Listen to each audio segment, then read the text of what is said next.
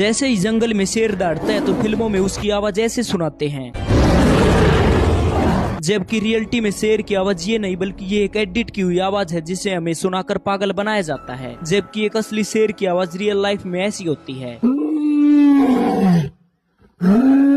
वहीं दूसरी तरफ हॉलीवुड वाले अमेरिका के नेशनल बर्ड ईगल की आवाज को बढ़ा चढ़ा के ऐसे सुनाते हैं ताकि हमें लगे ईगल में बहुत दम है, लेकिन असल जिंदगी में ईगल की आवाज ये है।